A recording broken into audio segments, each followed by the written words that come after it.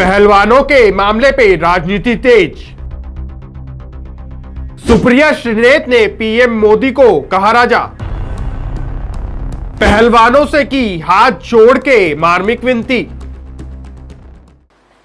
इस देश की सबसे होनहार बेटियां, वो वीरांगनाएं, वो सितारे हिंद जिनको कहा जाता है, वो गंगा के तट पर बैठी थी। आंखों में आंसू थे और टूटे हुए सपने थे। वो इस देश की मृत आत्मा से कुछ कह रही थी और उन्होंने ये साफ तौर से कहा, इस देश में हमारा कुछ नहीं बचा है। और ऐसा लगता है कि जैसे इन बेटियों के घाव पर कुरेद कुरेद कर वो अत्याचारी कह रहा हो, देख लिया, मैं पीएम का खास हूं, मेरा बाल भी बांका नहीं कर सकती, तुम लोग बिलबिलाती रहो, रोती रहो, अपना मेडल बढ़ा दो। क्योंकि मेडल को तो उसने वैसे भी 15 रुपए का बताया है।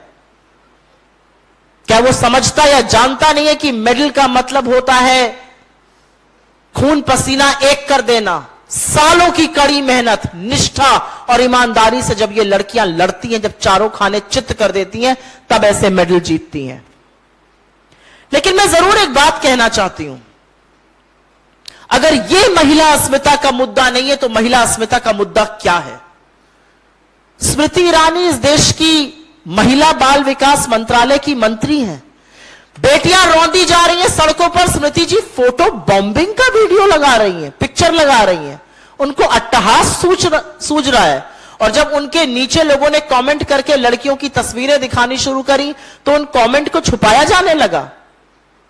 अगले दिन सवेरे उनकी हिम्मत है, धृष्टता देखिए आप। हमारे देश की बेटियां पीटी गई, लाठियां बरसाई गई, रौंदा गया बूटों के तले, और स्मृति ईरानी अगले दिन कहती है 9 साल, नारी शक्ति के 9 साल। मुझे समझ में नहीं आता, ये डिल्यूजनल है, ये पूरी तरह से सत्य से परे है, इनको धरातल का पता नहीं क्या है इस सरकार में। ये नारी शक्ति का सम्मान है। 9 साल नारी शक्ति के सेलिब्रेट हम ऐसे कर रहे हैं। लेकिन इतिहास भी गवाह है कि जब जब महिला की अस्मिता पर प्रहार हुआ है, तब तब कीमत चुकानी पड़ी है। महाभारत सबको याद है ना, कैसे द्रौपदी को घसीटा गया था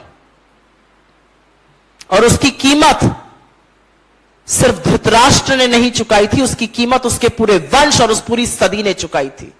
आज भी ये बेटियां हैं, इनको घसीटा जा रहा है और आंख पर पट्टी बांधे हुए आज भी एक राजा मौन धारण किए हुए है। आज सवाल यह है कि इन बेटियों को क्या इतना मजबूर, आपने क्यों इतना मजबूर कर दिया कि अपने मेडल बहाने को तैयार हैं? 5 दिन का वक्त टिकैत जी ने उनसे लिया है, उनको मेडल सौंप दिए हैं। क्या सरकार 5 दिन में चेतेगी? क्या सरकार 5 दिन में न्याय की गुहार करती हुई बेटियों की बात सुनेगी? सरकार चुप थी, शाम तक मीडिया भी चुप था, साथ ही बड़े खिलाड़ी, बड़ी हस्तियां, बड़ी सेलिब्रिटीज चुप, राजा चुप, एक शब्द नहीं। एक कहावत है कि जब रोम जल रहा था तो नीरो बांसुरी बजा रहा था। जब बेटियां घसीटी जा रही थी, पीटी जा रही थी, रौंदी जा रही थी बूट तले, तब राजा अपना राज्याभिषेक करा रहा था। और आज भी राजा ने अपना मौन व्रत नहीं तोड़ा बेटियों के लिए, ने अपना मौन व्रत नहीं तोड़ा बेटियों के लिए। राजा ने एक बार नहीं कहा, मैं अपील करता हूं आप ऐसा मत कीजिए। लेकिन हम इस मंच से बार बार अपील करेंगे इन बेटियों से, आपके साथ अन्याय हो रहा है, आपके साथ गलत हो रहा है, लेकिन हम आपसे हाथ जोड़ के अपील करते हैं कि ये मेडल आपकी खून पसीने की कमाई है, इस देश का गौरव है। इस देश की खातिर उनको पानी में मत बहाइएगा, गंगा में मत बहाइएगा। एक निरंकुश राजा, उसकी निरंकुश सरकार जरूर आपके साथ गलत कर रही है, लेकिन आप ऐसा मत कीजिएगा। लेकिन इतिहास यह पूछेगा कि जब देश की बेटियों के साथ यह हो रहा था, और मैं एक चीज कुछ भी कहने से पहले यहां जरूर कहना चाहती हूं, साक्षी मलिक एकमात्र ऐसी महिला है जिनको कुश्ती में ओलंपिक में देश में मेडल मिला है, एकमात्र। और आज वो मेडल गंगा में बहाने को मजबूर है। आप सब लोगों ने इन खिलाड़ियों को सराहा है, इनकी हौसला अफजाई करी है। सोचिए एक बार, मुझे अगर याद है तो वो दिन था 18 अगस्त 2016 का वो दिन, जब साक्षी मलिक जीती थी और जब वो उत्साह से तिरंगे में लिपटी हुई आंखों में खुशी के आंसू लिए अपने कोच के साथ खुशी मना रही थी। मेरे अभी भी बोलते हुए रोंगटे खड़े हो जाते हैं। हम सबकी शायद गले रूंध गए थे, हम सबका सिर और हमारा मान बढ़ाने का काम किया था साक्षी मलिक ने। 18 अगस्त 2016। आज वो साक्षी मलिक हर की पौड़ी पे बैठी है अपने मेडल बहाने के लिए, क्योंकि एक निरंकुश सरकार उनके साथी खिलाड़ियों की मांग नहीं सुनना चाहती है। अगर यह समाज मुर्दा नहीं है, अगर इस सरकार की आत्मा मृत नहीं है, अगर प्रधानमंत्री तानाशाह और राजा नहीं बन चुका है, तो यह क्या है? मैं एक बात जरूर कहना चाहती हूं, क्योंकि इसमें बहुत सारी बातें हैं। यह क्यों किया जा रहा है? एक सांसद को बचाने के लिए। हम बार बार यह पूछेंगे कि ऐसा क्या है कि बृजभूषण शरण सिंह के सामने सरकार इस तरह से नतमस्तक है? गंभीर आरोप लगे हैं, पॉक्सो तक का आरोप लगा है। आप हटिए अपने पद से, जांच होने दीजिए और फिर पद पर वापसी करिएगा। ऐसा कौन सा मोह है प्रधानमंत्री मोदी का और गृह मंत्री अमित शाह का बृजभूषण शरण सिंह से?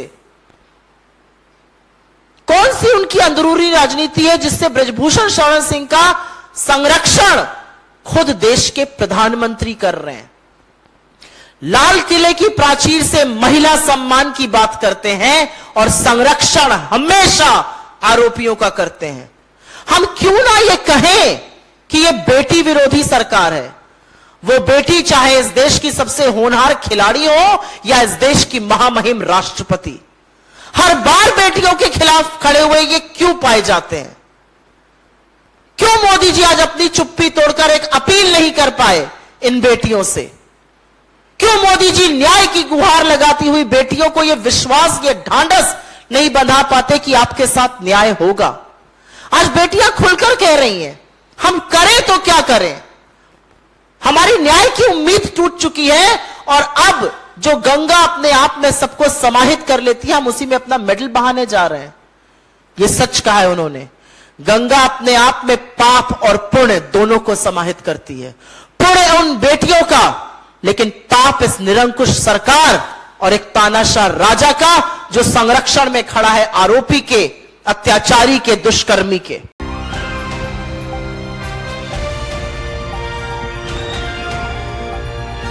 दिल्ली, हरियाणा, उत्तर प्रदेश, राजस्थान की हर खबर के साथ देखते रहिए न्यू इंडिया न्यूज नेटवर्क।